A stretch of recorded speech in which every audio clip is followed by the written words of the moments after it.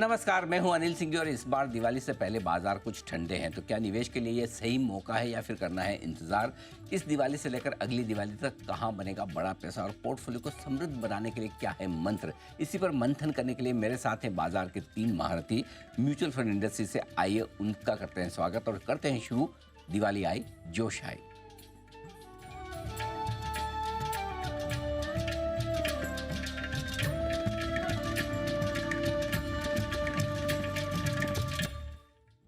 आज के इस शो को बेहद खास बनाने के लिए मेरे साथ हैं 3 बेहद खास मेहमान। वाइट ऑक कैपिटल म्यूचुअल फंड से आशीष सोमैया साहब, हेलियस म्यूचुअल फंड से दिनशो ईरानी साहब और ट्रस्ट म्यूचुअल फंड से मीर वोरा साहब। आप सबका बहुत बहुत स्वागत है और आप सबको दिवाली की बहुत बहुत शुभकामनाएं। आपको, आपकी पूरी टीम और आपके सभी निवेशकों को। भले ही मूड माहौल इस वक्त थोड़ा ढीला ढाला हो, लेकिन आशीष सर, एक चीज़ क्लियर है कि जिन लोगों ने पिछली दिवाली पे म्यूचुअल फंड में पैसा लगाया वो तो आज भी मुस्कुरा ही रहे हैं। थोड़ा सा मुस्कुराहट कम हुई होगी, 3 इंच से 2-2.5 इंच है, तो मुस्कुरा रहे हैं ना। बिल्कुल मुस्कुराना चाहिए, बिकॉज क्या होता है कि लोग कहाँ से आए वो भूल जाते हैं। मतलब 1 साल पहले तो लोग 3rd वर्ल्ड वॉर का तैयारी कर रहे थे ना। हाँ, हर सुबह चाइना के एयरक्राफ्ट ताइवान जाके वापस आ रहे थे। वेस्ट एशिया का वॉर जस्ट स्टार्ट ही हुआ था।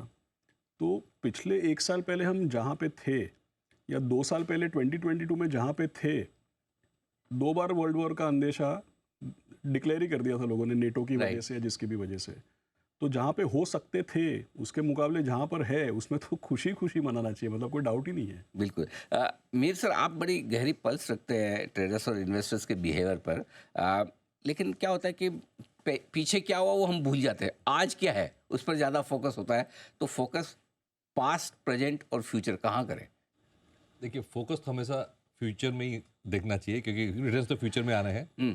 पास्ट रेफरेंस होता है कि भाई कुछ लेसन्स लर्न करें, और अगर लेसन, एक लॉन्ग टर्म लेसन लर्न किया है तो ये है कि इंडिया पे बुलिश रहना है लॉन्ग टर्म, और पैसे यहीं बनते हैं। बिल्कुल। हिंदुस्तान की स्टोरी, लोगों को डाउट हो रहा है पहली बार कि कहीं ऐसा हमारा बुल रन ख़त्म तो नहीं हो गया है ना। दिनशो सर, लोगों को यह भी लगता है कि टॉप तो नहीं बन गया, वापस ये भाव कब देखने को मिलेंगे, ऐसे ऐसे मतलब अजीब अजीब से ख्याल आ रहे हैं लोगों में, और सवाल भी आजकल ऐसे आते हैं, कैसे जवाब दें उनका? जी देखिए, आई थिंक प्रॉब्लम क्या हुआ कि ये अक्टूबर का ही प्रॉब्लम हुआ है जो महीने में हुआ है। आप ईयर टू डेट देखें, मैं निफ्टी की 50 की बात करूं तो 11% ही चला है, सिर्फ 11%। राइट। आप पिछले 3 साल की बात करें कैगर की, कि कंपाउंड एनुअल ग्रोथ रेट कितना था निफ्टी 50 का, वो भी कुछ 11 या 12% था, ज़्यादा नहीं चला है। तो हमारा लार्ज कैप तो अभी यूनिवर्स चला ही नहीं है, चला है वो स्मॉल कैप और मिड कैप चला, और मिड कैप में भी एक पॉकेट सा चला है। तो इसीलिए मुझे तो लग रहा है कि एक्चुअली हमने क्या किया, हमने NSE 500 लिया और उसको मार्केट कैप के हिसाब से ब्रेकअप किया। ठीक है। आप पहले 2/3 जो स्टॉक, मतलब मार्केट कैप है NSE 500 का, जो 120 कंपनी बनती है, उससे 120 कंपनी का P 19 है सिर्फ, अभी भी 19 है। तो आप सोचिए कि ये तो मेल्टअप की वेट हो रही है। जैसे ही आपका FII वापस आता है हमारी कंट्री में, वही लेने वाला है, और मुझे तो लग रहा है कि हमारा एक मेल्टअप बाकी है लार्ज कैप स्पेस में। तो इसलिए बने रही है बाजार में। तो जो आप कह रहे हैं कि ये भाव देख के आंख में पानी आने के बजाय मुंह में पानी आना चाहिए। बिल्कुल बिल्कुल।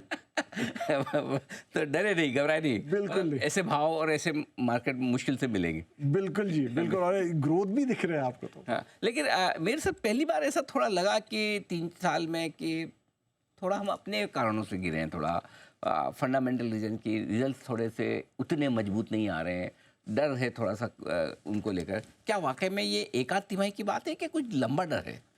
नहीं, मुझे लग रहा है कि ये मिक्स बैग है। इनफैक्ट जो थोड़े वीक जो रिजल्ट आए वो मेरे ख्याल से आ चुके हैं। इनफैक्ट पिछले 2-3 दिन में देखूँ तो कई सारे स्मॉल और मिड कैप्स जो हैं उसमें अच्छे रिजल्ट आए हैं, और स्टॉक ने अच्छा रिएक्ट भी किया है रिजल्ट्स पे। तो मेरे ख्याल से कोई ऐसा बड़ा कॉल लेने की जरूरत नहीं है, बिजनेस एज यूजुअल है। ओके। एंड अर्निंग सीजन में शायद थोड़ा प्लस थोड़ा माइनस होगा in terms of overall estimates में, लेकिन RBI गवर्नर ने भी कल स्टेटमेंट दिया था कि he is sticking to his 7.2% GDP growth rate. तो it's too early to take a call.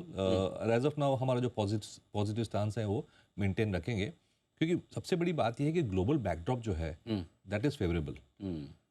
हम चाइना की बात करते हैं, लेकिन सबसे जो बर्निंग रीजन है मिडल ईस्ट, उसमें इजराइल की मार्केट ऑल टाइम हाई पे पहुंची कल। सोचिए जहाँ झगड़ा चल रहा है वही ऊपर है। तो बिल्कुल, तो इसमें माने लिक्विडिटी जो है दुनिया में रहेगी। डॉलर के जो कंसर्न है उसकी वजह से भी मेरे ख्याल से जो अदर एसेट क्लासेस हैं जैसे कि इमर्जिंग मार्केट्स में इक्विटीज़ हैं, गोल्ड है, सब जगह पे लिक्विडिटी फ्लो होगी, क्योंकि ये एक बड़ा ट्रेड हो रहा है कि यूएस को कोई चारा नहीं है, they have to print their way out of the problem. बिल्कुल, लेकिन उससे पहले आशीष सर, आप इतने स्मार्ट हैं, आपको तो हर दिवाली पार्टी के इनविटेशन आते ही होंगे, नेचुरली आप जाते भी होंगे। मैं जहाँ जा रहा हूँ मुझे तो आजकल एक सवाल, मेरा सवाल बदल गया। पहले जहाँ पे जा रहा हूँ क्या लेना है, क्या लेना है, क्या खरीदना है, जल्दी से बताओ। मतलब थोड़ा नीचे आया ना मार्केट, उनको लगता है कि 2 दिन अनिल जी ने बताया, तीसरे दिन वापस बढ़ जाएगा। अभी सवाल ही बदल गया है, बेच दूँ, सारा खाली कर दूँ और नीचे आएगा। अब इस सवाल का जवाब कैसे देना है?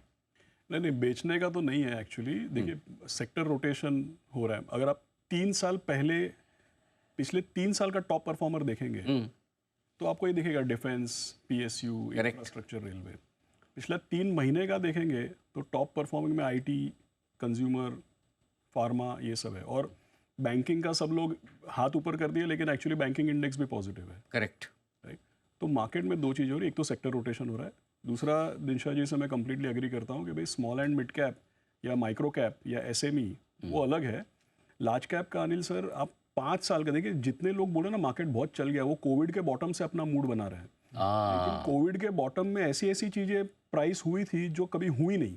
करेक्ट। अब कोविड से 6 महीना पहले ले लो, कोविड से 6 महीना बाद में ले लो, निफ्टी 11-12 हज़ार के बाद ही आसपास ही दिखेगा आपको। और 5 साल का निफ्टी रिटर्न 17% है अभी भी, जो एवरेज से ज़्यादा है, लेकिन 5 साल में ईपीएस ग्रोथ भी 17% है। सो एक्चुअली सेक्टर रोटेशन पे ध्यान दो, मार्केट रोटेशन पे ध्यान दो, पोर्टफोलियो को रीबैलेंस करो, हो सके तो पोर्टफोलियो का थोड़ा रिस्क कम करो, लेकिन निकलने का तो ऐसा कोई मैदान छोड़ के भागे ना, बिल्कुल।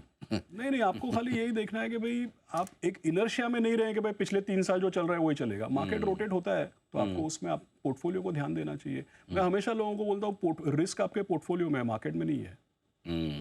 इंटरेस्टिंग। लेकिन ये रिस्क अचानक से कैसे पता चला एफआईएस को सर?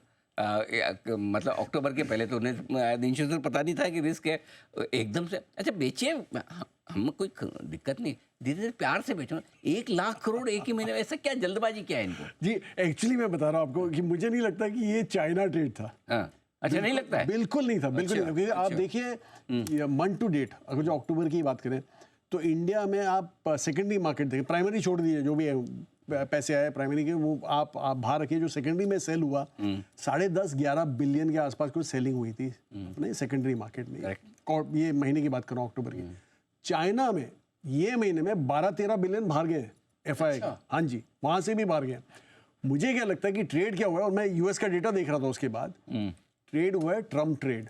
लोग ये लगा के बैठे कि भाई यूएस के इलेक्शंस हैं, अभी ट्रम्प जीत गए तो वहां पे तो मोटी तेजी होने वाली है, वो टैक्स कट करने वाले हैं वगैरह वो सब। तो आप देखिए यूएस में 145 बिलियन डॉलर के इनफ्लो हुए हैं, और उसमें से कोई 100 बिलियन 105 बिलियन गए हैं ईयू से और 40 बिलियन एशिया से। तो ये पैसा मुझे लग रहा है सारा यूएस गया। तो हमने उनके चलते मार नहीं खाई है, चाइना के चलते तो थोड़ी सेंटिमेंटल रिलीफ मिली है। तो वो क्या है वो मतलब चाइना पैसा जाता तो डबल मार लगती है सर। एक तो हमारा गया और गया भी चाइना में, यूएस गया तो थोड़ा दर्द कम हुआ हमारा। तो क्या हम मैच हार जाएं कोई क्रिकेटर, वो भी पाकिस्तान से आ रहे हैं, थोड़ा पैसा जापान में भी गया। जापान ठीक है, जापान तो अपना दोस्त है सर, वहाँ जाए तो कोई दिक्कत नहीं। तो मतलब ज़्यादा यूएस में ही गया है? ज़्यादातर यूएस में ही गया है। मैं से बोला 145 बिलियन डॉलर यूएस में फ्लो हुए हैं। तो मुझे नहीं लगता कि वहाँ पे एक बार जैसे होता ना buy on rumour sell on news, एक बार वो इलेक्शन के रिजल्ट आज 6 तारीख को शायद रिजल्ट आने वाले हैं वहाँ पे, 6 नवंबर को, उसके बाद में शायद आप एक रिवर्सल देख सकते हैं फिर से फ्लोज का। इसलिए मैं कह रहा हूँ कि मुझे ये लग रहा है कि अभी तो स्लॉग ओवर्स बाकी है यहाँ पे, तो हेवी हिटर्स आना बाकी है अभी तो हमारे, तो लार्ज कैप है हमारे डरा रहे सर अभी। मतलब हाँ, वो जनरली कहते हैं कि बैक बेंचर्स के रिजल्ट बाद में आते हैं, तो है अभी एक्सीडेंट्स बाकी है। एक्सीडेंट्स तो मैंने देखिए लार्ज कैप में इतने बड़े एक्सीडेंट भी नहीं हो सकते और इतने बड़े सरप्राइज भी नहीं आ सकते। करेक्ट। एंड जैसे दिनशा ने कहा कि जो 1 साल का रिटर्न जो है स्मॉल कैप और मिड कैप से काफी कम है। तो अगर मार्केट को स्टेबलाइज होना है तो large caps have to catch up definitely. लेकिन स्टॉक पिकिंग करनी है तो मिड एंड स्मॉल में करनी पड़ेगी। ठीक बात।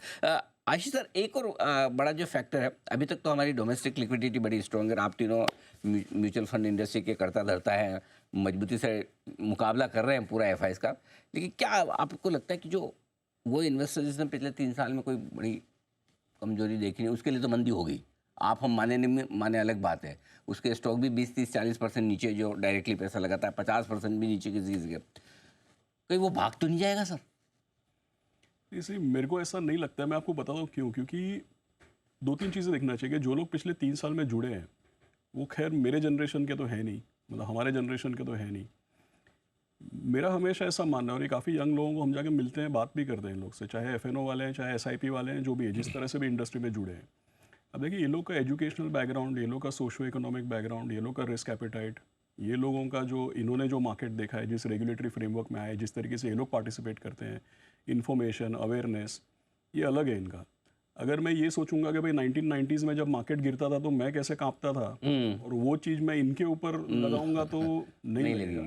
ये बात सही है कि भाई जब मार्केट गिरता है कुछ लोग हताश होते हैं, कुछ लोगों का उम्मीद से ज़्यादा लॉस होता है, कुछ लोग अपने आप को मार्केट से बाहर कर लेते हैं क्योंकि वो लॉस झेल नहीं पाते, ये सब दुर्घटनाएं भी होती है। राइट। लेकिन कुल मिला के अगर आप देखें तो पूरा अभी जनरेशन चेंज हो गया, रेगुलेशन चेंज हो गया, डिजिटल टेक्नोलॉजी, इंफॉर्मेशन, इतने हम और आप भी चर्चा नहीं करते थे 20 साल पहले, था ही नहीं ये सब। तो I don't think they will react जैसा पास, इवन 2008 में भी जैसा लोग रिएक्ट करते थे, या इवन 2013 में भी जो लोग जैसा रिएक्ट करते थे, वैसा अभी। हाँ, तो वैसा ओवर रिएक्शन अब नहीं है, क्योंकि यंग जनरेशन थोड़ी सी रिस्क लेने में भी मजबूत है, अलग लोग हैं ना, माइंड सेट अलग। अच्छा सर, चलिए अब थोड़ी बात आगे की भी की जाए कि इस दिवाली से लेकर अगली दिवाली तक पहले तो तेजी होगी सर, ऊपर ही होंगे दिवाली से? हाँ जी बिल्कुल, वो तो कंफर्म है, पक्का है। अच्छा, अब तुम मैं आसान कर देता हूँ सवाल, कितना ऊपर?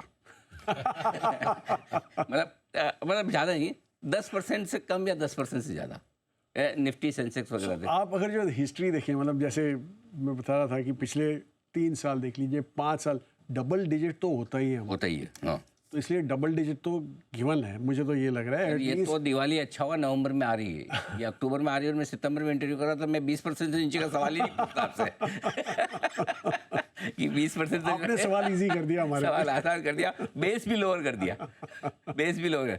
तो क्या डबल डिजिट रिटर्न तो बन जाएंगे? हाँ जी, 10 से ऊपर तो लग ही रहा है ऐसा, पर बोल नहीं सकते, मार्केट में काफ़ी इफ्स एंड बट्स होते हैं, जैसे कोई चाइना को कुछ प्रॉब्लम हो गया ताइवान के साथ, तो ऑब्वियसली वो अननोन चीज़ें तो कुछ भी आ सकती है, कहीं से भी आ सकती है, बट इन जनरल सब इन जनरल ऐसे लग रहा है, जिस हिसाब से जैसे आपने वो रिजल्ट्स का भी सवाल पूछा था, हमें लग रहा है कि दिसंबर आपका एक एसिड टेस्ट जैसा होगा, कि वहाँ पे क्योंकि लास्ट दिसंबर का जो बेस था वो ऑलरेडी लो हो गया था, ओके, सितंबर तक बेस जो है हमारा YOY के हिसाब से वो हाई है, तो दिसंबर में जाके आपको थोड़ा ऐसे लगेगा कि हाँ रिजल्ट अभी ठीक लगने लगे YOY के हिसाब से। ये मैं सुनना चाहता था जी, तो बस वो और शायद जो इस वाले रिजल्ट में थोड़ा बहुत इलेक्शन का भी इफेक्ट होगा, या थोड़ा आपका फेस्टिव सीजन भी आगे सरका है तो उसका इफेक्ट, उसका भी थोड़ा वो आ जाता है, दिसंबर में यहाँ जो नेगेटिव शॉक आए, दिसंबर में थोड़े पॉजिटिव सरप्राइज आ सकते हैं, वो हो सकता है, वो हो सकता है। करेक्ट, ये इंटरेस्टिंग चीज़ है।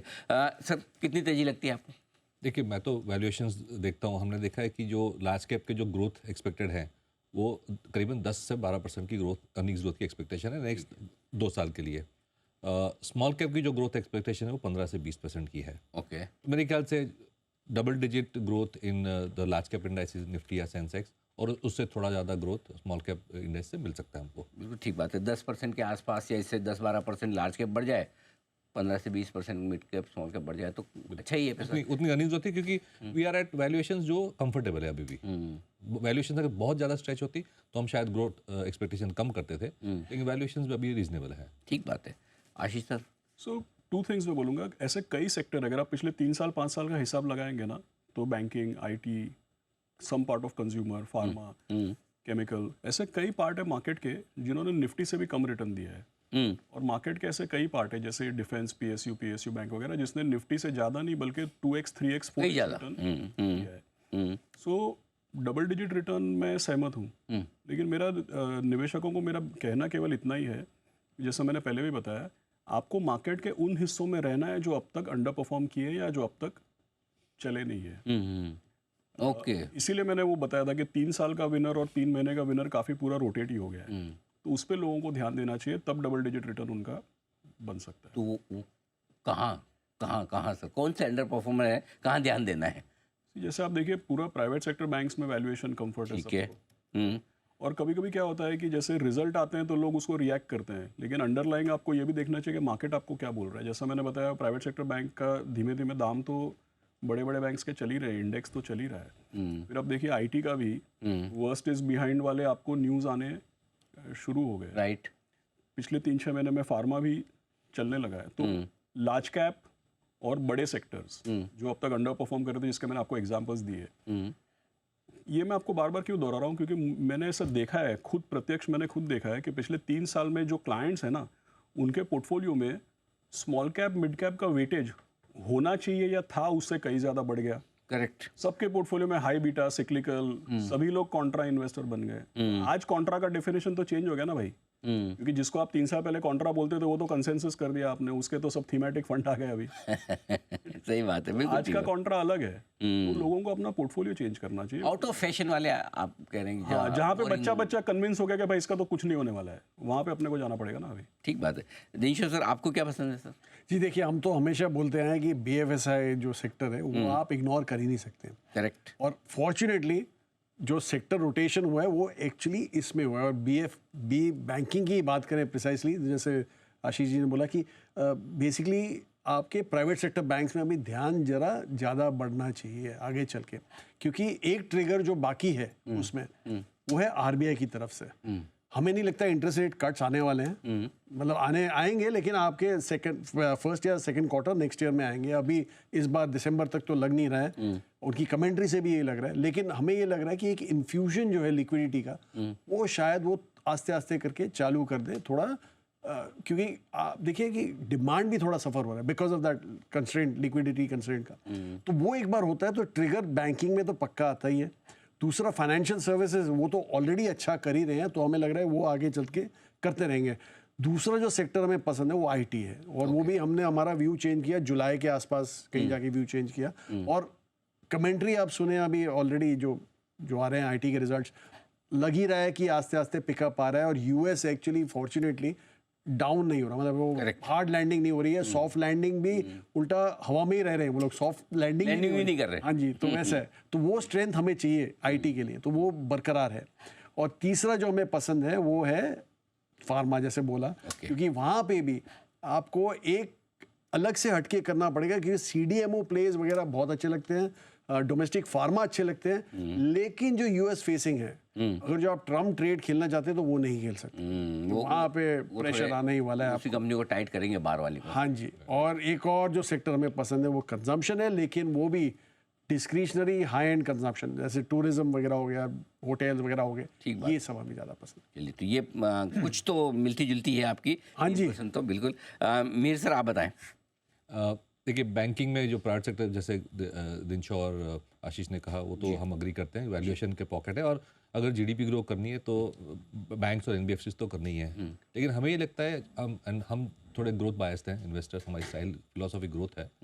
तो जो सेविंग्स लिंक जो सेगमेंट्स हैं, जैसे कि wealth management, broking, insurance, capital market link, ये जो सेगमेंट्स है वो अदर फाइनेंशियल लेंडर से भी ज़्यादा फास्ट ग्रो कर सकते हैं। तो ये एक हाई ग्रोथ पॉकेट हमें लग रहा है। और दूसरा, हमारा एक बहुत ही स्ट्रॉन्ग कन्विक्शन है कि अगर हमें 7 से 8% GDP ग्रोथ करना है तो वो फिजिकल एसेट क्रिएशन किए बिना नहीं हो सकता। ओके। तो उसमें आपको इंफ्रास्ट्रक्चर डेवलप करना ही पड़ेगा। उसमें सब सेक्टर्स जैसे कि पावर है, डिफेंस है, वो सब तो है ही, रेलवेज है, लेकिन रियल एस्टेट, इंफ्रास्ट्रक्चर एंड जो मैन्युफैक्चरिंग लिंक सेगमेंट जो हम कह रहे हैं, चाहे जो PLI लिंक्ड है या नहीं है, लेकिन अगर मैन्युफैक्चरिंग, इंफ्रा और डिफेंस और रियल एस्टेट पे हमने फोकस नहीं किया तो हमारी 7-8% GDP ग्रोथ की जो एस्पिरेशन है वो मीट नहीं होगी। तो मेरे ख्याल से गवर्नमेंट भी ये रिकग्नाइज कर रही है। और ये जो पॉकेट्स हैं, construction, cap goods, real estate, ये पॉकेट्स भी मेरे ख्याल से एक secular structural high growth segment रहेगा। और तीसरा जो हम पॉकेट अच्छा लगता है वो जो नई कंपनीज है, न्यू एज कंपनीज जो नए बिजनेस मॉडल्स क्रिएट कर रही हैं और एग्जिस्टिंग बिजनेस मॉडल्स को डिस्टर्ब कर रही हैं, वो कंपनीज में भी स्टॉक पिकिंग का बहुत स्कोप है। ओके, काफ़ी इंटरेस्टिंग थीम्स आपने बताई है, और इसमें से स्पेशली एक न्यू एज कंपनीज की थीम भी आई है। अब मैं एक दो आपसे थोड़े रैपिड फायर क्वेश्चन पूछूंगा कि 4 एसेट क्लास हैं, equity, fix income, gold, silver और रेड। रिस्क रिवॉर्ड के लिहाज से आपको अगले 1 साल में कहाँ कितना कितना पैसा दिखता है कि कौन नंबर 1 से नंबर 4 किसे रखेंगे? कि पहला तो मेरा इक्विटी रहेगा, इक्विटी, ठीक है। दूसरा इक्विटी रहेगा और तीसरा भी इक्विटी रहेगा, क्योंकि मुझे लगता है गोल्ड का आप अगर जो बोले प्रेशियस मेटल्स छोड़िए, हमें फिक्स्ड इनकम तो एनीवे सबसे लास्ट में ही रखिए आप, लास्ट में, अच्छा। सबसे लास्ट में, उसका कोई स्कोप नहीं।